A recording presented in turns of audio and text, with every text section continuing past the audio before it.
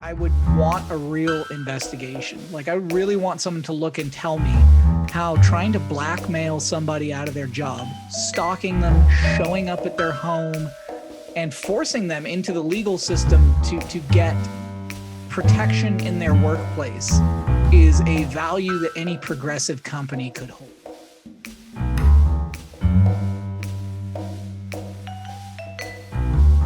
Hello, and welcome back to the Marcus Williams Training Academy podcast, where we talk about all things misconduct.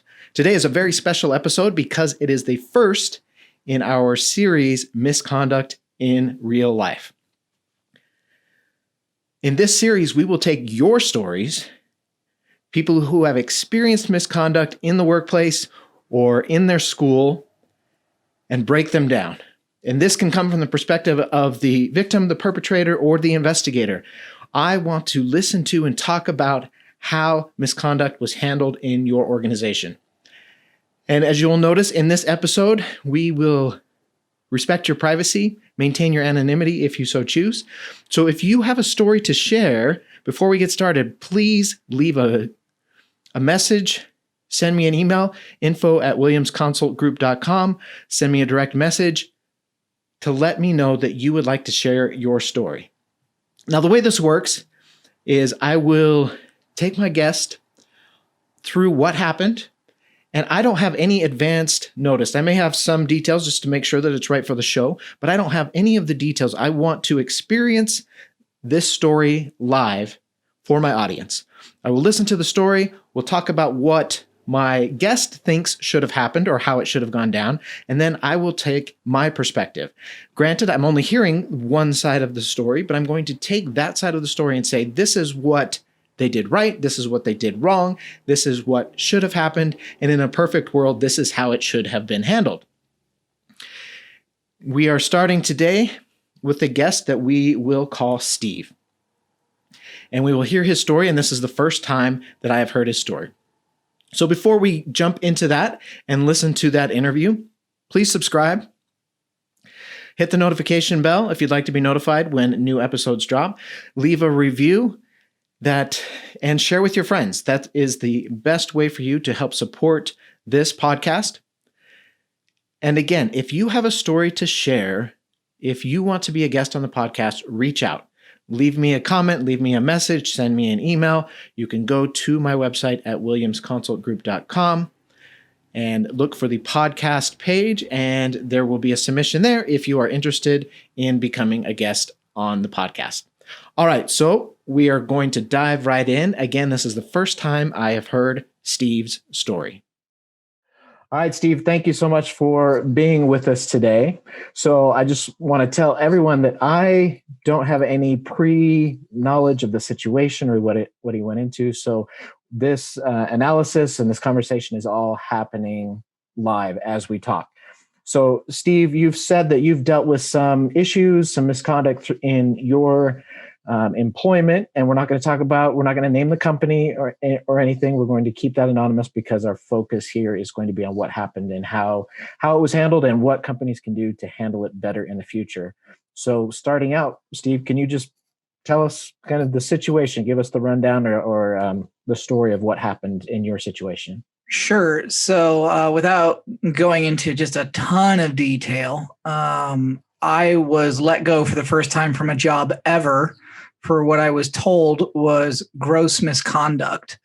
And this was because I had dated somebody I worked with who had begun stalking me and harassing me and attempted to blackmail me in my work. And when I reported it to the company, they fired both of us, and they fired me for gross misconduct.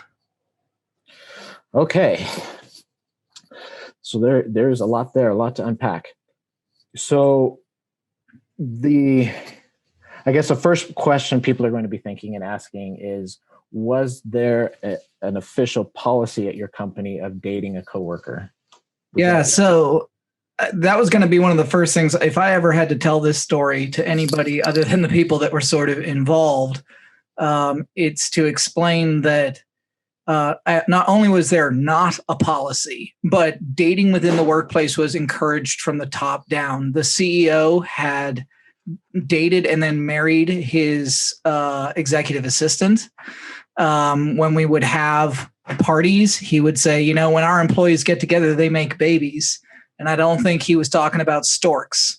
So on top of that, you know, I was not this person's direct manager in any way, but it was very clear that the only time that it would become an issue is if I was this person's direct reporting manager, and I was not. Okay, yeah, because generally, if there is a policy, it has to do with the kind of your direct chain of command, whether you're their manager or working under them, because of the possibility of undue influence there. So that wasn't a thing in this case. So that was kind of the culture. Not only did the CEO practice that culture, but was encouraged at get-togethers and parties that, you know, to have relationships, to date, and that kind of thing. Yeah, absolutely. And I would say that, you know, prior to my experience at this company, I had never worked for a startup or a tech company, right? I had worked for outsourced companies that had very strict rules, right? And those rules were like, you didn't fraternize, you didn't party, you couldn't even hang out with somebody if you were a manager and they were, you know, and so it was very militaristic in its organization. So to come into that environment and everyone's partying together and everyone's encouraged, you know, I think that early on, because I got to own my own side of the street here, right? Which is, I chose to date somebody I worked with, you know? Right. Yeah. And it's funny because a lot of the stories that I've seen are startups. They're the tech companies who it's kind of the Wild West, where it's more about the idea and the product, and the policy and the rules come later after something happens, almost too late. So that's interesting that was the same type of situation that I've seen a lot.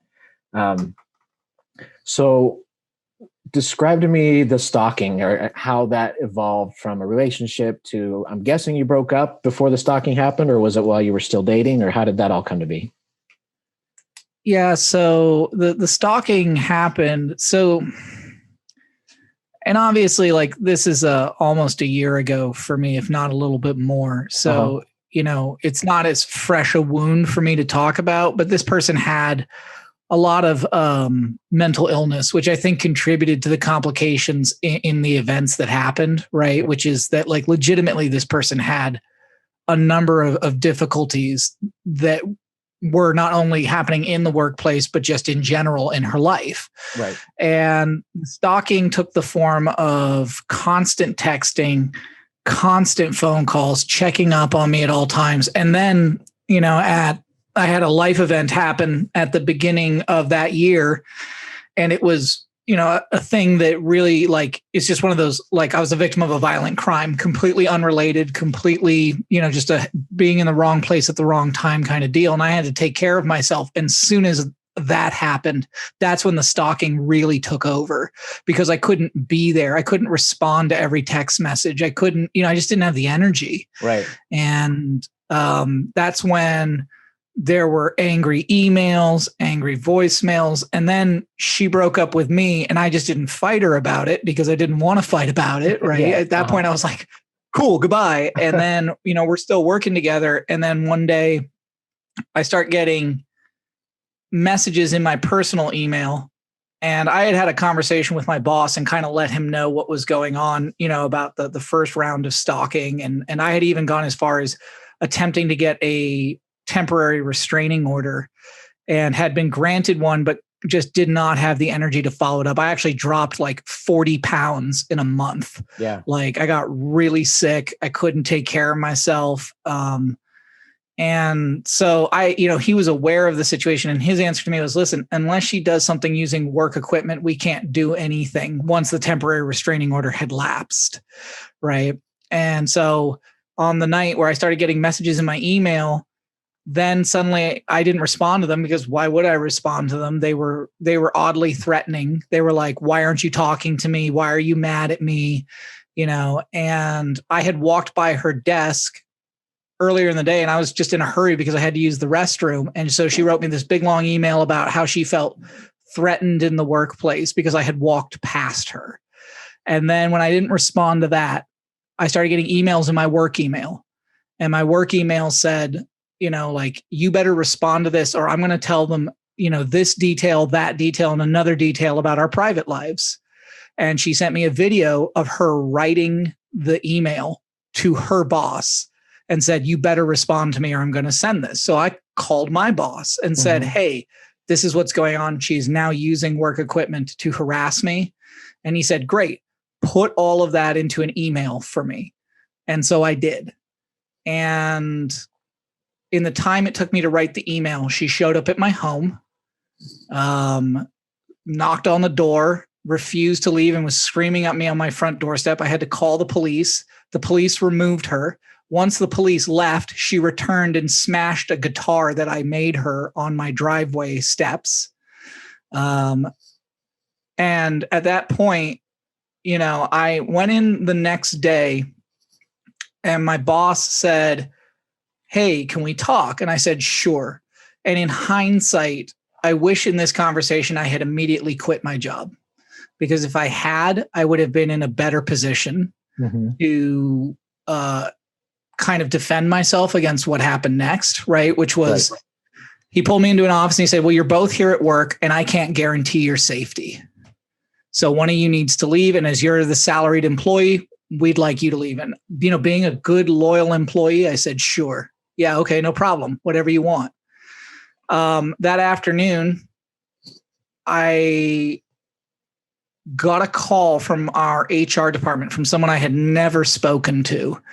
And they let me know in pretty much no uncertain terms. They didn't want any details. They only wanted to know what had led up to the events.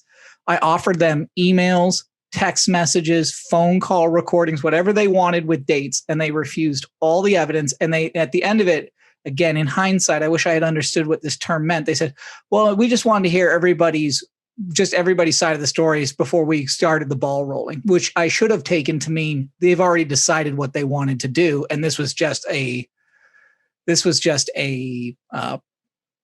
like a courtesy call. Right.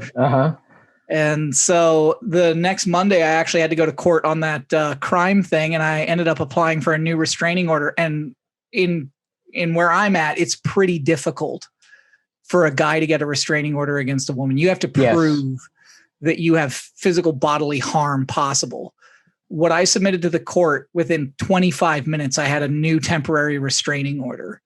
I went to call my boss to tell him that I had the new restraining order. And he said, can you call me back in 10 minutes? And I knew right then I was going to be fired. And I got on the phone and they said, today's your last day with the company and we're firing you for gross, negligence or incompetence. I asked what that meant and what evidence they were basing that on. They said, we do not need to disclose any information on our process to you. And I said, great, send me my check. And I hung up, Yeah. And so that was sort of what led to that. What came after that was really bad because my understanding is she got fired the same day. She went absolutely ape shit. She continued to stalk me. As a matter of fact, the stalking got worse to the point where I was receiving death threats. I was doxxed. My information was put out. Someone who I had dated since information was released. Information was put on Facebook. Revenge porn was sent to my parents-in-law. All of this happened after the fact, which sucks. And there's nothing obviously anybody can do about it. But I do think it's one of those things that's sort of fundamentally misunderstood about domestic violence, especially in the workplace, is that when a company fails to do its due diligence, it unleashes the predator, like they're allowed now. There's nothing checking them. You know what I mean? Yeah. Yeah. While you're talking, I'm trying to think of, okay, well, what can I say about the company that they did right in this situation? And I'm having a hard time finding something. Well, and let me own again my side of the street. I made a decision to have a relationship with someone that I worked with. And, I'm not a young guy. Yeah. I knew that was probably not going to end well, but I guess couldn't have imagined it would end that badly. Right. And there's always with that, decision, there's always a possibility of the awkwardness and the breakup and stuff, but it's not an excuse for stalking, and it's not, it doesn't put the blame of her behavior on you at all. Right. And just for people listening, stalking is very misunderstood and often mishandled, even by law enforcement, because stalking is it's a series of events targeted at a specific person, and it causes that person distress or fear or a lot of different emotions. It disrupts their life. But those events in and of themselves are generally pretty small to start with. They can be, the phone calls, the texts, little things that by themselves aren't much, but when they compound and they start growing and growing and growing, and if they're not stopped, they turn into the violence and the threats. And so both genders, but then like you also made a very good point. It's very often misunderstood even more when the victim of the behavior is a man and the perpetrator is a female. So that's a kind of a classic example of that issue or that problem, that misunderstanding that a lot of people have, and they don't know what to do with it. So before I get into what I think should have happened, what, in your opinion, what would you have liked to have seen happen? What was your expectation? This isn't your first job. So what did you think was going to happen when you went to your manager and said, hey, I'm disclosing this, this is happening? I think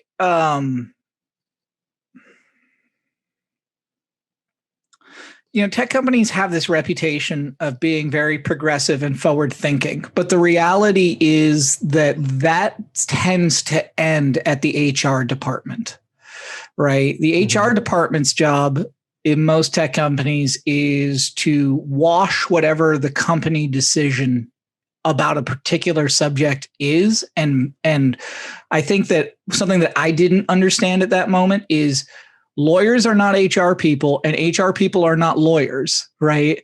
Yeah. And my guess is what happened here was a lawyer looked at this and said, get rid of them both, because if we fire one of them, we're going to be asking for a lawsuit from the other.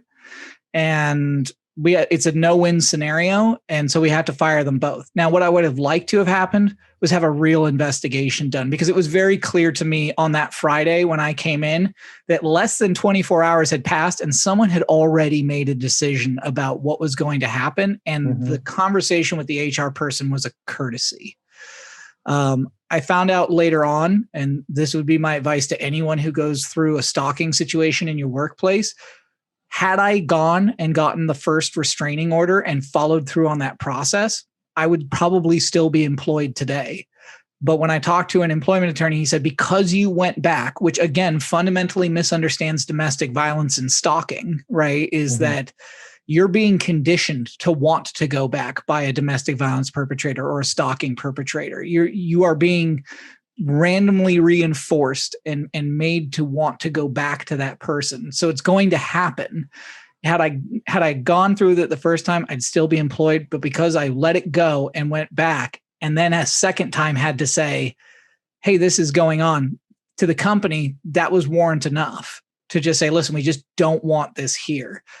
I think I would want a real investigation. Like, I really want someone to look and tell me how trying to blackmail somebody out of their job, stalking them, showing up at their home, and forcing them into the legal system to get protection in their workplace is a value that any progressive company could hold. Right.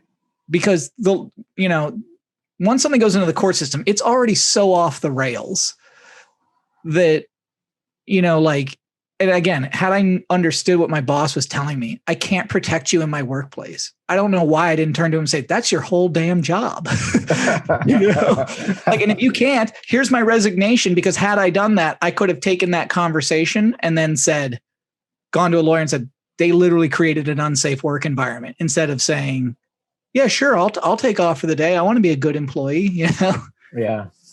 Yeah. I would guess, and of course I don't know this, but I think you're probably right that there were conversations that went on. And I would guess that if we were able to have a conversation with the HR director in a position where he or she felt no pressure, felt free to speak, that they were not happy with how things went down. I pretty much guarantee that you're absolutely right. The higher ups made a decision and probably told HR, you need to make this work in some way that's going to protect us as a company. No, and we're going back to the fact that there was no policy in place. So when they say gross misconduct, that's a very generic HR term that you're using because you don't have an actual policy to fall back on, and it's laziness is what it is. So first of all, so this is my take on it. Given the information you've given me, your company doesn't need a court order to investigate. So you went in and you got that temporary restraining order, which, believe me, I know is not an easy thing to get, especially given your circumstances like you explained. That in and of itself should have been enough to start an investigation because both of you work there and you have a judge. Even if you didn't and you just went in and said, this is what's happening, I think there was enough there.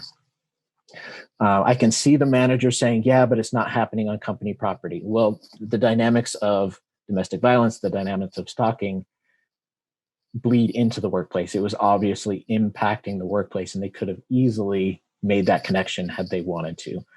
And they should have. They should have said, yes, even though it happened out in the parking lot in your car or at your home, you're then together at work. So it does impact the workplace.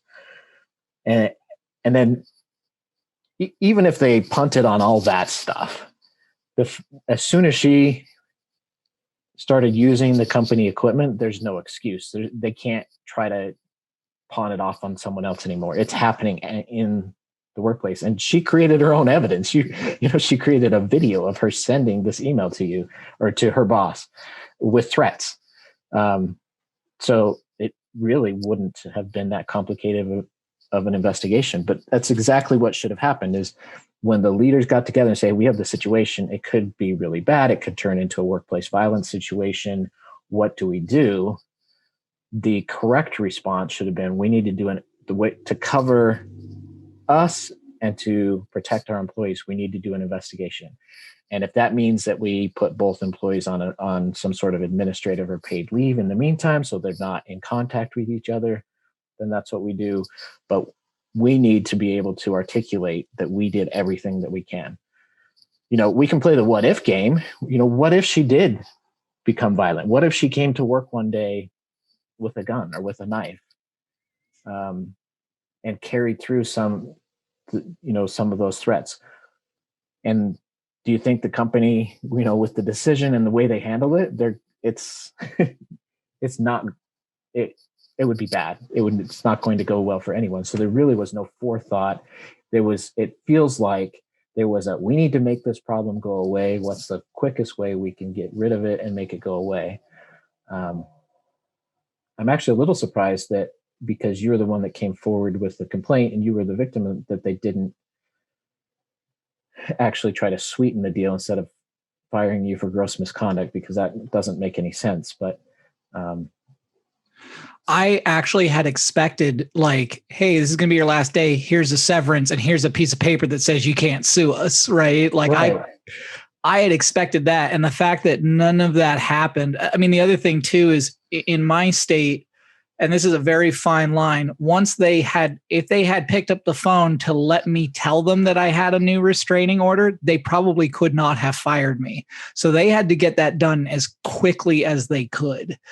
And yeah, like I said, I think the other thing too is I never in a million years thought of the emotional ramifications of that, for my career, because once you start applying for jobs again, after you've been unemployed, because you take a breather after that. Right. Yeah. And They didn't fight me on unemployment, so I was really happy about that, like not at all. They didn't even put up a fuss about it. And,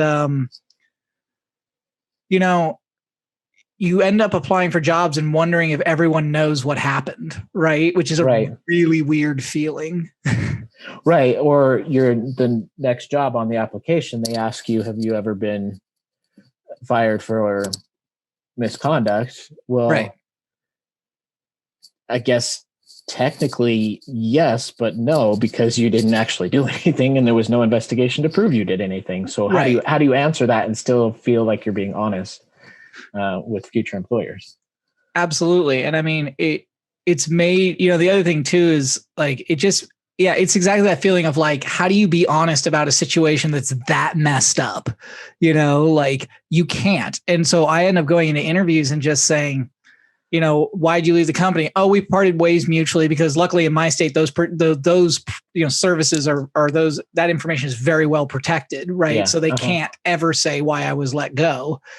But, you end up just sort of like skulking around an interview kind of going, yeah, I don't know why I was like, yeah, it was crazy, Right. And, if they would, and frankly, this is the HR department's fault. In a startup, in a tech company, HR, they've got a lot to do. They're hiring people, especially if the company's scaling. They're doing a lot of hiring, but one of their jobs is to create policies for the employees to live by. And they should have, there's no excuse for not having that policy in place. And they should have been able, as soon as you went into the manager should have called HR and said, hey, this is my situation. What do I do? The HR says, well, that's a violation of our policy that no matter what they call it, if it's specific to stalking or if they just have a generalized harassment clause or whatever it is, and the HR should have said, send me the employee. I'm going to set up an appointment and I want to take their statement and find out what's going on. And that's what should have happened the first time that you went to complain. But I'll bet the manager had never been trained on what to do, had no idea. He or she had no policies to fall back on, and HR had no policy. So I would guess, and maybe this, have there been other situations at that company of things that have happened? And I was a upper mid-level manager with the company, and we had fired people for all kinds of violent behavior without it resulting in somebody else getting fired as well. Because it happens. Like you said, you're scaling, you're bringing people in. You can't really like put people through an emotional screening test, Right. like that's not legal either. There was a guy who left a bullet on his desk, right? Like it was a dummy bullet, fired him for that because it made someone else feel uncomfortable, know, and like there's all kinds of situations where I have seen people act inappropriately. I also fundamentally think though that like, and I want to be really clear here to anyone listening, I'm not questioning whether women suffer sexual harassment in a workplace because I've seen it, right? Like, but I think Me Too sort of made the conversation about optics instead of about substance in certain ways, right? Where I don't think a lot of people realize that men go through this too because we never report it. We never talk about it. And that's starting to change. And so I think a lot of HR departments have to catch up to the fact that it's not just women. It's everywhere. And like, if your culture is permissive about sex in the workplace, which is really what we're talking about, right? Like, yeah, when we get together, we make babies. Well, again, we're not talking about storks flying around. We're talking about people having sex. And if your culture is permissive of that, you have to build ironclad, like you said, processes and expectations around what happens when things go wrong, right? And I just don't think that a lot of companies have that forethought. Yeah. Well, I mean, the founders, especially of those tech startups, the founder of those companies are tech guys. They're software engineers. They're idea people. That's why they need their HR to take care of it, to tell them, stop. We need we've got to do this. We have to put these processes in place before we get too big, or it's going to become a problem. And I think in your case, it suddenly became a problem, and they didn't know what to do about it. So they panicked and said, make it go away, which was the exact wrong response. Yeah. I mean, you get no argument from me on that. And of course there's always two sides to every story, but in this situation, that's the problem, is they never got any sides. They never did anything. They Sure. never even tried. And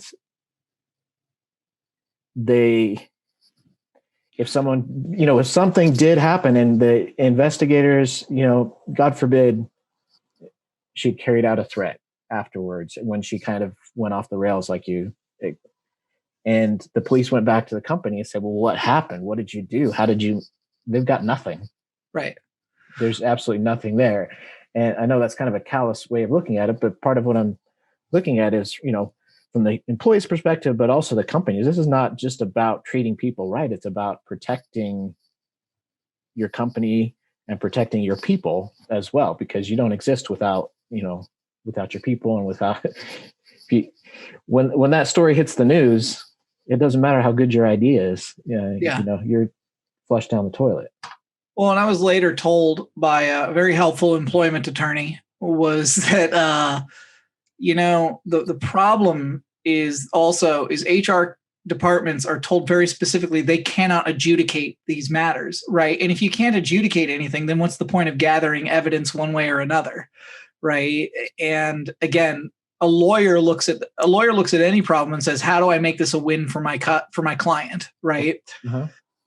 Even if they had gone through and gathered all of that stuff, I feel like a lawyer would have looked at it and just said, just get rid of it. Like, that was, no matter what came through, to them, it was, don't even look into it, because if you look into it, then you got to do something about it. Right.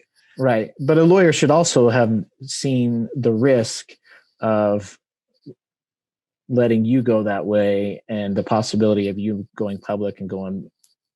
And I know you talked to an attorney, so I don't want to get into that, what the attorney said. Sure. But, that's interesting. And sometimes corporate attorneys have no experience in this. They're good at formulating companies and corporations and taxes and all that stuff, and they have no idea. They're not used to, they're not former prosecutors or defense attorneys that are used to dealing with behavior.